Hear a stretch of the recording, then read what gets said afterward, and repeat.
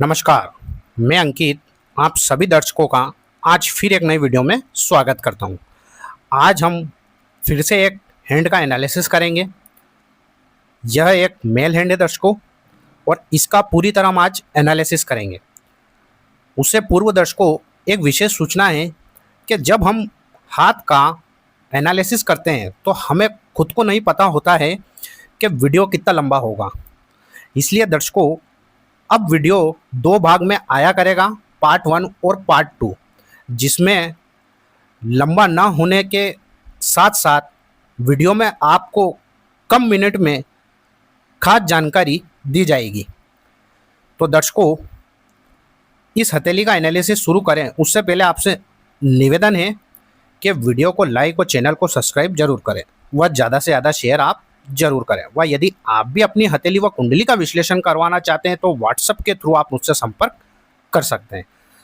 तो देखिए दर्शकों, सबसे पहले आप देखिए इनकी इंडेक्स फिंगर, जुपिटर फिंगर इनकी रिंग फिंगर से लंबी है। जब किसी जातक की फर्स्ट इंडेक्स फिंगर लंबी होती है तो ऐसे व्यक्ति में कहीं ना कहीं देवगुरु बृहस्पति यानी कि जुपिटर की क्वालिटी होती है, और गुरु का पर्वत काफ़ी अच्छा उन्नत है तथा काफ़ी जगह गिरते हुए नजर आ रहा है। तो जब किसी व्यक्ति के हाथ में जुपिटर फिंगर लंबी हो, वह जुपिटर माउंट उन्नत हो, साफ सुथरा हो, तो ऐसे व्यक्ति में कहीं ना कहीं ऐसा व्यक्ति बेहद ईमानदार होता है। ऐसा व्यक्ति कहीं ना कहीं जीवन में लीडरशिप यानी कि उसमें एक लीडरशिप क्वालिटी होती है, वह लीडर होता है।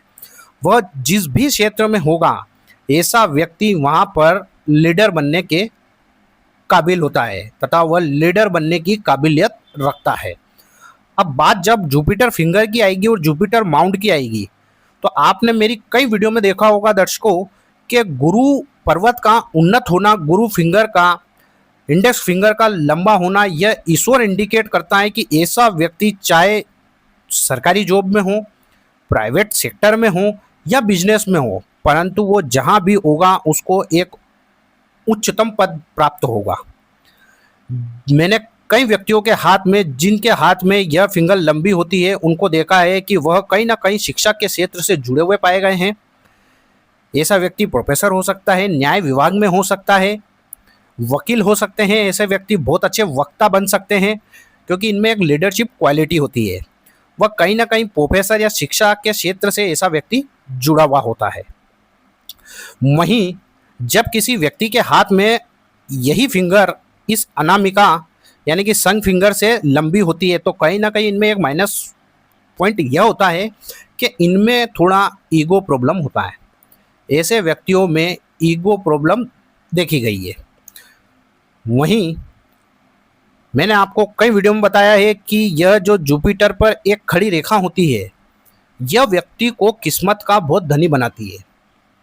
खासकर जब लाइफलाइन पूरी तरह मजबूत हो, गोल हो और अंततः इस शुक्र माउंट को घेरती हुई, जितना लाइफलाइन इस शुक्र पर्वत, यह शुक्र पर्वत होता है, जीवन की रेखा जितनी शुक्र पर्वत को घेरते हुए निकलेगी, व्यक्ति का जीवन उतना सरल, सहज व सुंदर होता है।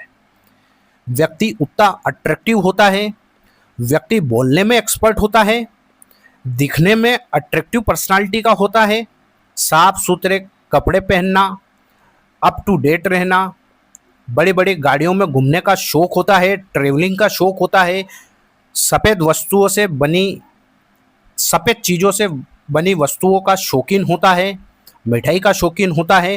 कुल मिलाकर जिस व्यक्ति का वीनस माउंट वेल डेवलप होता है उसको लग्जरी लाइफ, लेविश लाइफ ऐसा व्यक्ति व्यतीत करता है।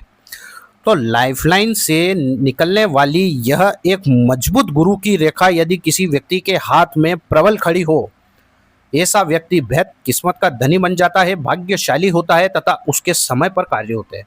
देखिए दर्शकों, नसीब वाला व्यक्ति और किस्मत वाला व्यक्ति वह होता है जिस व्यक्ति के कार्य में कभी अवरोध पैदा ना हो, जहां वो खड़ा हो जाए वहां उसका वक्त पे कार्य हो जाए।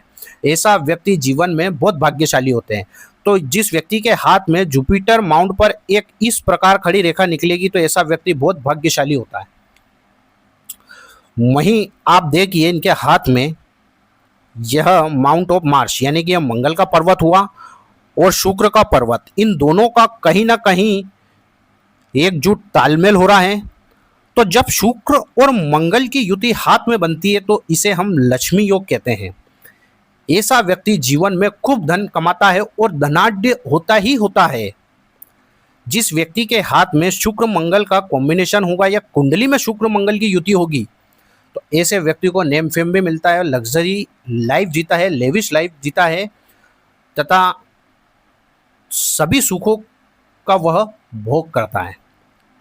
अत्यधिक शुक्र और मंगल का बल होना यह कहीं ना कहीं व्यक्ति को चरित्रहीन भी बनाता है, परंतु इनके हाथ में जुपिटर माउंट वेल डेवलप है, उंगली लंबी है तथा एक खड़ी रेखा है, तो कहीं ना कहीं ऐसा व्यक्ति चरित्र का फिर मजबूत हो जाता है।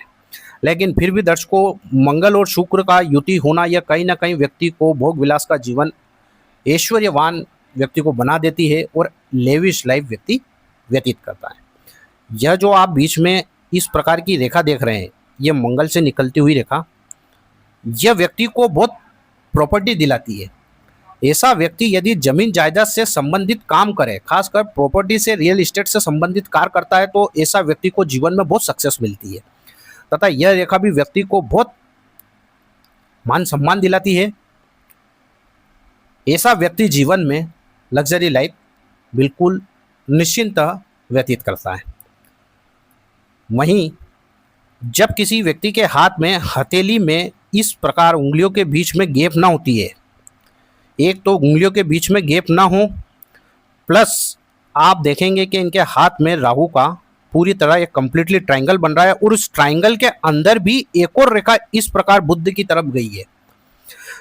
तो पहले हम बात करते हैं कि जब किसी व्यक्ति के हाथ में उंगली के बीच गैप ना हो और एक राहु का ट्रायंगल हो तो ऐसा व्यक्ति धन कमाने में बहुत एक्सपर्ट होता है और ऐसे व्यक्ति के पास धन टिकता भी है, क्योंकि जिस व्यक्ति के हाथ में राहु का ट्रायंगल होगा और उंगलियों के बीच में गैप ना होगी, ऐसा व्यक्ति बहुत धन कमाता है।